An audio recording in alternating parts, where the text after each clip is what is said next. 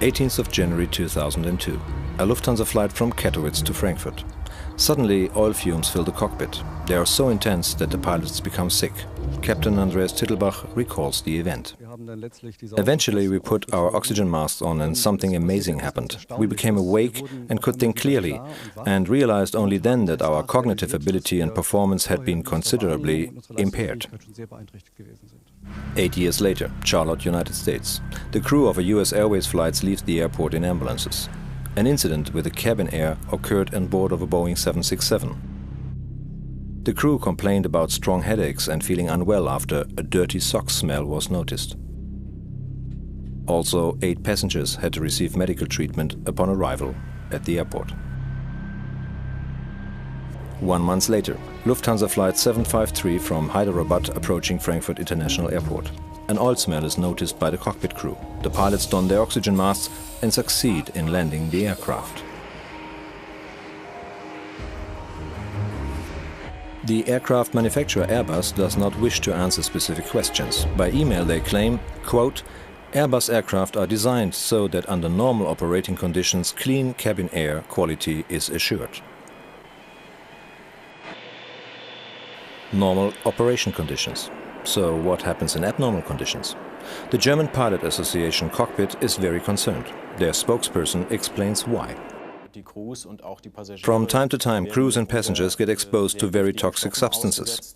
This should not happen, but apparently it happens over and over. We are concerned that it happens more often than it is so far accepted. Even Lufthansa admits internally 1 event every 2,000 takeoffs. This means 1 event per day with Lufthansa alone. The problem? With all modern aircraft, the cabin air is bled directly off the engines. This bleed air is not filtered. Heated oil fumes may therefore enter the breathing air supply, a mix of toxic chemicals. Among those, beta-naphthylamine, which is carcinogenic, and tricresyl phosphate, TCP, a potent neurotoxin. But can this damage your health? Yes, says the renowned Australian toxicologist Chris Winder from Sydney, among other scientists. For more than 15 years he has researched the dangers of aircraft cabin air. This is the oil that's used in a lot of planes. On the back of the can here it says, warning, contains tricresyl phosphate. Swallowing this product can cause nervous system disorders including paralysis. Prolonged or repeated breathing of oil mist or prolonged or repeated skin contact can cause nervous system effects. This is a toxic oil. As long as it stays in the engine, it's fine, but if it's going to go into the bleed air system and people are going to inhale it or get it on their skin, I don't recommend that at all. Especially affected by oil events are frequent flyers, flight attendants, pilots. Aircraft manufacturers do not agree. For example, Boeing says, quote, presently there is no data indicating bleed air contamination poses a risk to the health of passengers or air crews. Is that true? Back in the mid-90s, large numbers of people were getting ill in Australia. 1 aircraft became the prime suspect, the British Aerospace BEA 146. Many affected people were referred to toxicologist Professor Winder. I first saw 3 aircraft workers back in 1997, 2 pilots and a flight attendant, and then a little bit later 3 became 5, 5 became 10, and 10 became 20. And when we started getting such large numbers, I realised there was something going on. And then I met somebody in France who had similar numbers of workers with the same problem, which I realised wasn't an Australian issue, it was an international issue. But there has been no action by airlines manufacturers or the authorities for 10 years. Numerous studies and publications apparently were simply ignored. Many flight crew members who became exposed to oil fumes got their blood analyzed by a US expert who specializes in finding the related toxins. He states, blood tests showing a specific antibody that confirms brain damage and cell death. Those air crew members that showed positive results had been exposed to contaminated air and airline cabins. And how many cases are known in Germany? We asked our airlines. Germanwings gave us no information at all. Air Berlin claims none recorded. Condor admits so far only 1 possible affected.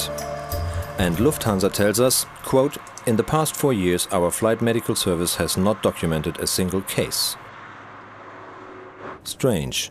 Lufthansa CityLine captain Tittelbach has been unfit to fly since November 2008 due to medical reasons. He also consulted experts in Britain and the United States. They found evidence of damage in his central nervous system and his brain. Meanwhile, he has sued his employer. The reason for suing Lufthansa CityLine is because since 1994, when I started to work as a pilot on the Avro regional jet, on many occasions I was exposed to toxic oil fumes at my workspace in the cockpit. Lufthansa is declining to comment on the ongoing legal cases.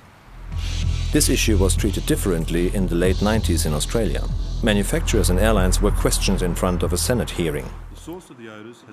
The proceeding lasted for 2 years, and many affected people and independent experts were called in and questioned. The industry should have acted immediately at the time, but nothing has happened. The former senator, Reverend John Woodley, was the chairman of this committee. He is disappointed that the numerous recommendations made by the Commission have been ignored.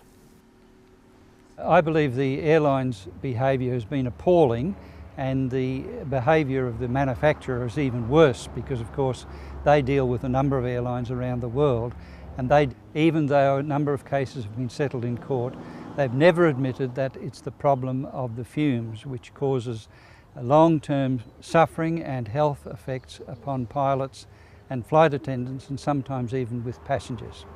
At least BEA reacted to the dangers 2 years after the Senate hearings. A mandatory service bulletin to all operators of the BEA 146 aircraft states oil leaks and cabin flight deck odors must be regarded as a potential threat to flight safety. They should not be dismissed as a mere nuisance and should be addressed as soon as possible. Despite this, oil incidents are still being called nuisance. For those affected, like Captain Tittelbach, who flew the BEA 146 Avro, this is incomprehensible. The oil manufacturer says the oil is toxic. The aircraft manufacturer says it is dangerous. And Lufthansa CityLine says it's just a nuisance. CityLine denies liability and does not want to take any responsibility. The outcome of his case is undecided, but worldwide and especially in the United States an increase in lawsuits is noticeable. Defendants are well-known airlines, but also the leading manufacturer Airbus and Boeing. And the passengers? Probably there would be more complaints if they only knew what was really going on when there was this strange smell in the cabin during their last flight.